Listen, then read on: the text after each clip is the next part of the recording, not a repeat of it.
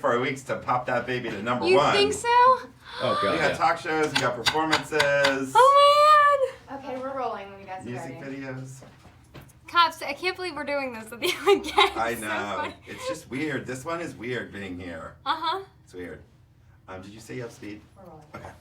So, it's been sort of a crazy 5 years, I think.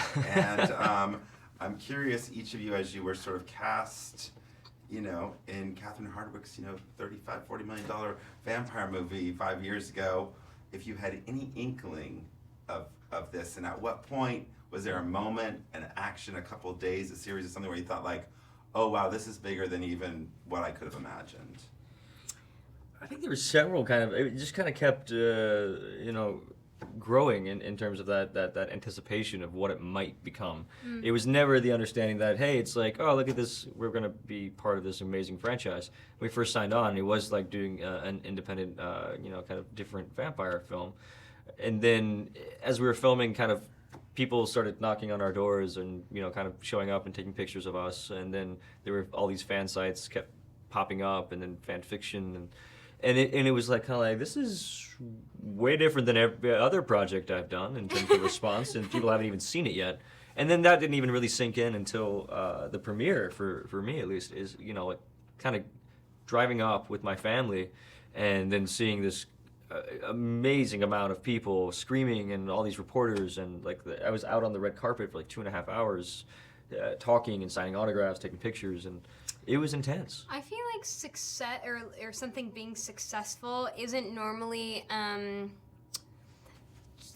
so obviously in your face with your ability to connect with fans in person, if that makes sense. Like, you can hear about something being successful and you can say like, oh, the movie made this amount of money, this opening weekend or whatever, and so you have the idea, but it doesn't really feel real until you show up and you can see it and witness this, and that's I think what makes this whole experience so unique is that we've been very interactive with the fans, and we appreciate and know what the role that they've played in the success of these films, and so we've given them, we've tried to give back a lot and spend a lot of time with them. And for me, I remember very specifically the moment I thought like, oh God, this is gonna be something.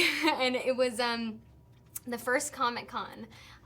We weren't invited. It was just the director, Catherine, and Rob and Kristen. And I was watching the news at home, and I think it was Rob that got out of his car, and I remember the news anchor was trying to interview him or someone, and the screaming was so loud that it was distorting the microphones. And I just thought like, wow, that's for our cast? Like, that's for these people know about the movie? It happened overnight. When we were filming the first movie, there was a very exclusive, fan club or group, and they only interacted with us online, but they didn't show up anywhere. And so I definitely had that moment of like second guessing myself and saying like, no, this can't be for our movie. This is someone's playing a joke on us, And I still feel like, not to ramble, but we experienced that same emotion as each film unfolds. I don't think any of us have ever had a moment that was like, we can do whatever in this and it'll be successful. We've always felt like the desire to please the fans and work really hard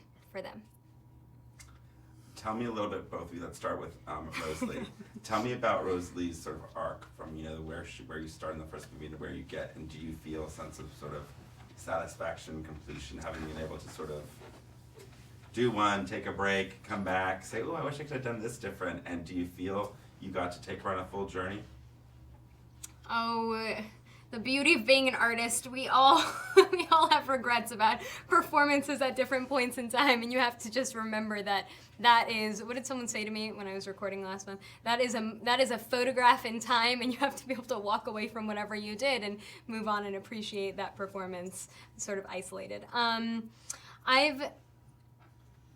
One of the most challenging things about playing Rosalie has been knowing personally who she is and all that she's capable of and where she's coming from. And Stephenie really wrote some very multifaceted, dynamic characters, and there's so much depth to all of them. And so there's definitely been some frustrations along the way, I feel, in not being able to explore all sides of who you're playing and almost feeling defensive your character, you know, or how people are perceiving her, or, you know, and only having a moment to relay whatever you're trying to relay in that scene. And I'm really happy that we made it to the place we did and that we got to complete these. As for Rosalie, I mean, I'm really happy that I got to show that side of her, the more vulnerable side, the more sensitive side. And also, I found it really fascinating to watch how the fans closely associate you with whoever you're playing, and it's very subconscious. And I've experienced, now that this is all over and I've seen both sides of it, I've experienced